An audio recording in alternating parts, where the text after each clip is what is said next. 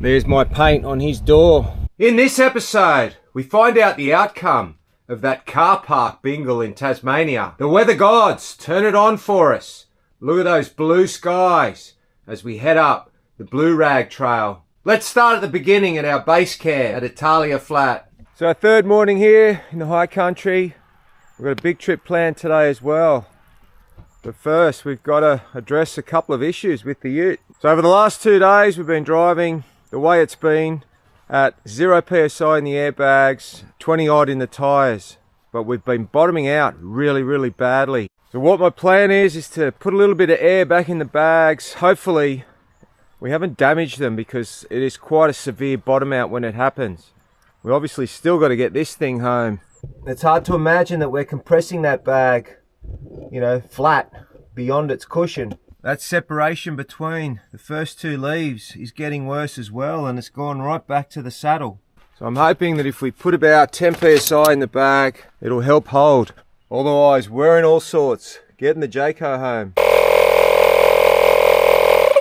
So we'll go up to 14 and then we'll check it after brekkie before we leave. After brekkie, we've got 13 in the right and we've got 13 in the left. So it's holding air. Touch wood, we'll check it when we get back from our trip today, and that it stops all the bottoming out that we had yesterday towards the end of the day. But we did have a fair bit of timber in the back for firewood. If somebody was to ask me what the 3 things that I must have on a trip like this in the Victorian High Country, I would say definitely my winch would be number 1. And because of the river system here in Victoria, I would say my snorkel, number 2. And then to pick from a pretty big group of things for my third, I mean, I would normally want a chainsaw, a good toolkit, the angle. What would my third be? My third would be a shovel. So I would not go to the high country without a winch, a snorkel or a shovel. Across creeks on motorbikes, across creeks on the big man. Can you get up the hill? I can try. Oh, I don't think you can. I don't actually use on this thing. Nah. It's flowing quite fast. Doesn't look that deep. Here he comes. This car's been so capable through the high country holiday.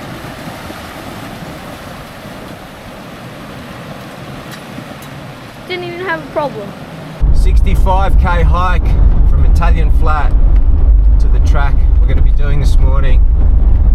Part of the road bitumen, part of it good dirt road, and other parts you can see for yourself here. Cow country! Yeah, we're giving way to stock. Look, see the men on the horses, bring them through. Oh, that's so cool. I want to take a photo. You don't mind? So many cows! Morning. Good, yeah? Now here's something you don't see every day. Cattle getting moved by horse and dog from one property to another on a main road. It was so awesome to see. Oh, don't stop. She said don't stop. Oh my gosh, you got on once. Oh my goodness. Come on. Whoa! It was priceless. Oh, look at these big guys. Run. Oh, Now apparently the majority of these cows were pregnant. Racing. Yeah. To keep up with the time. We made our way slowly through, but I'll tell you, I was a little nervous. They won't have one horn. No, you don't, do ya? I've never seen it. I've seen sheep, but not cows. Have a good day. Oh. What the doggies? Yeah. Just careful with the doggies. Morning. Morning. Good, you? Yeah, good. Enjoy your ride. That was cool. Yeah. Look at This is so cute. Alright, on with the adventure. So 15 k's to go. Is it? Yep. Yeah. 31 minutes. Yeah, half hour. It's warming up. It's 9 degrees. Got a car coming the other way. Two cars. Windows are up. Windows are up. Oh, look at all the dust. Yeah.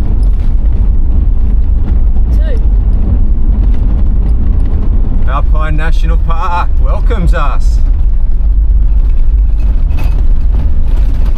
this is the start of the track. Blue Rag range track. So we'll shift it into at least 4-wheel drive for now, see what it's like. You. First track of the Blue Rag. It's going right for that hole. So the Blue Rag Trail is closed the Thursday before the Queen's birthday to the Thursday before Melbourne Cup. It's actually shut.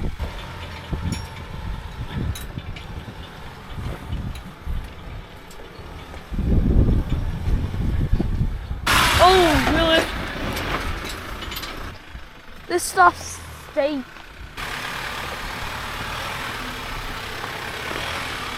So it was worth waiting for that clear day. This is one of the most iconic tracks in the Vic High Country.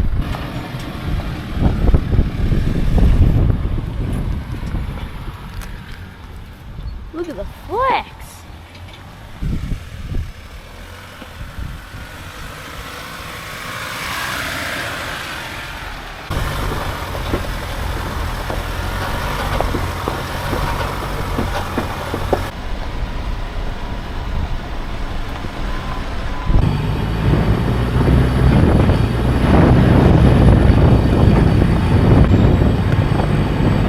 We saw quite a few people on this trip that recognised us from the channel. And I'd like to say thanks to all that came and said g'day.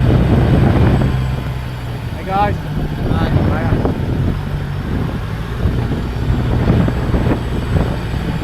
Love the channel, Denny. Keep up the good work. Thanks, Excel. mate. Got the kids in the back. They're in the back. Keep it up. Thanks, Keep up mate. it. I've been watching this and the black truck. Thank you.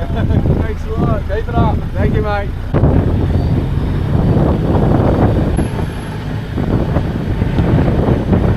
We made it! We're the only ones up here! Have a look at this! The whole place to ourselves! It's freezing! Freezing!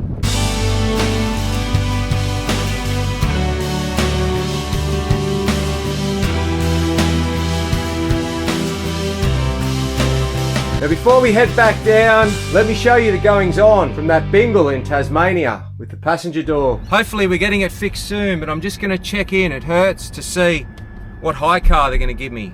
No good if they're going to give me a Mazda 121. That'd be fun, but no good. You see what I get. Do you want to see it? So that's what they brought in for me, a dual cab with a tub and canopy, which won't suit. We're going to get the mine spec dual cab with the steel tray. So hopefully the car comes back like new again. I wonder if they fixed the side step too. Or any of these deep scratches that we picked up in the high country. Oh yeah, and another bent side step. So the vehicle of choice for this little rescue mission is the trusty old mongoose. Let me explain. So the repair to the 79, you saw earlier, I was getting a hire car. I had it down for 2 weeks. So I rocked into the local panel beater that's doing the work. The guys actually follow our channel. They had it done inside a day. No hire car needed. And apparently it polished all the pinstripes off. I can't wait to see it. Oh, I see some shininess. Wow, looks brand new. Wow. Oh, they cleaned the whole car. How amazing. What pinstripes? And perfection. So the detailer brought around his paint thickness reader. Now this tool measures the thickness of paint that's on a vehicle. So you can see here he's measured the top of the bonnet where they didn't really touch, the edge of the bonnet where they went nuts, the side of the door where they took a bit off. But have a look here on the roof. They did nothing but a clean. So 4.6 is the reader in mils. For the comparison, we're going to have a look at the 300. So yes, this is the more superior of all Toyota vehicles. And have a look at that paint thickness. Almost double what a 79 has. And you know the old saying, you get what you pay for. So 1 mil is equivalent to 1,000th of an inch or 25.4 microns. It's not the easiest thing to visualize. Okay, now where were we? Look at this, downhill assist. Holding the ruts, no foot on brake. It gives that foot a bit of a break.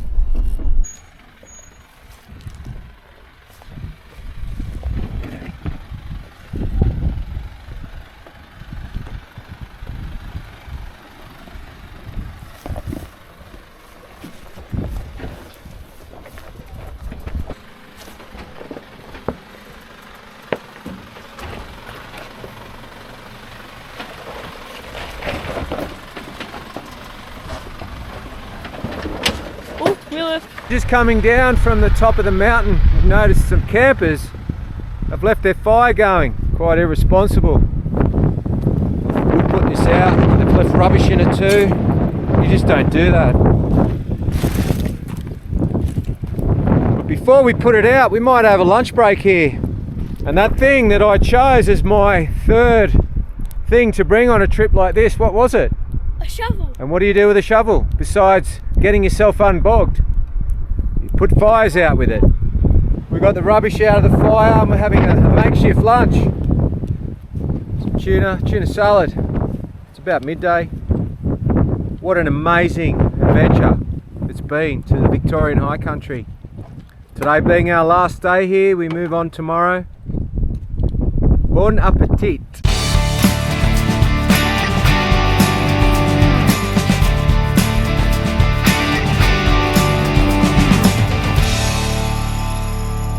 What a great lunch break!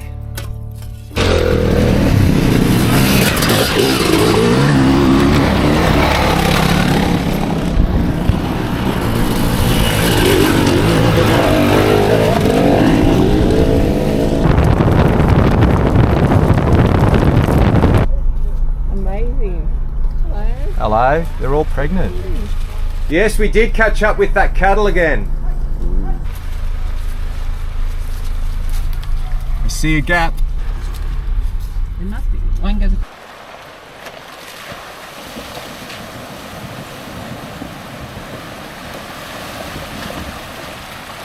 What river? Getting ready to hit the blacktop. We'll air up the Kumo MT71 back up to around 40 psi. Using the trusty ARB onboard compressor. What's up? Fire. Oh, you're making a fire, are you? Yeah. So the airbags worked out for us today. We didn't lose any air out of the 13 psi I put in, so they go again. We didn't break them. What I did notice though, we will need to find another way of connecting the chain off the Jayco to the tow bar, because that pin has rattled loose, unfortunately. So the best I could do, and this toolbox did get a hard run on this trip. It came apart, rivets broke, but I found a bolt and we'll be able to secure the chain to this shackle until we can get to a decent hardware. It's not a load rated bolt, but I'm sure it will do the job for now. Have a look at how good that new awning is, and having all those LED lights work, so good. While it was really cool having a base camp here at Italian Flat, we're going to come back here and we're going to visit some of the other river system tracks that there is to offer here. But we won't be bringing the Jayco, we'll be swagging it so we can stop and go at the end of each day rather than have to hightail it back to base camp at the end of every run. So 3 amazing days, 3 separate runs. It's time to say goodbye to the Victorian High Country. So it's 8 o'clock now and only 3 degrees. I would have to say it was in the minuses last night. Back in New South Wales. So we had a couple of choices coming home and we left that to the kids. And all they wanted to do was go somewhere where there was water slides. Water slides? It's been 0 to 5 degrees where we were. We found a big 4 on the way up, and not only did they have water slides, but they had indoor water slides with heated water. The kids had a ball. So a casual drive up Mount Ursley, our last stretch home, 2 ton on the back, locked in 4th, base of the hill. I haven't done this before, because we don't normally come back from the south coast. Foot flat, still at 80k, having to pull out. So this is in manual form, so it won't gear back to 3rd on its own. I've had to back off, still only holding the speed limit. I know for a fact V8 wouldn't have done that. Okay, 70, going back to 3rd.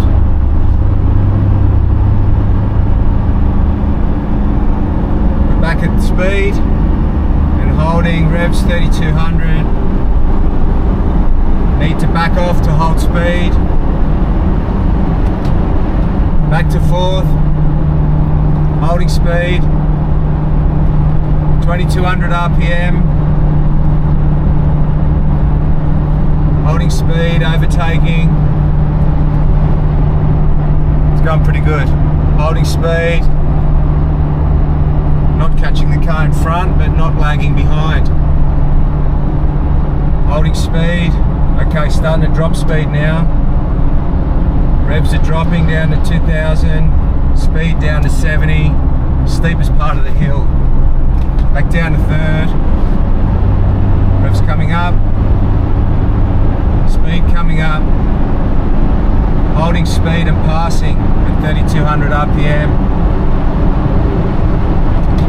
Back to fourth and holding speed. V8's not going to do that, not a stock one. I don't think a V8 will do that with no weight in the back, stock. Anyway, now we're speeding. So that was the hardest part. Another test.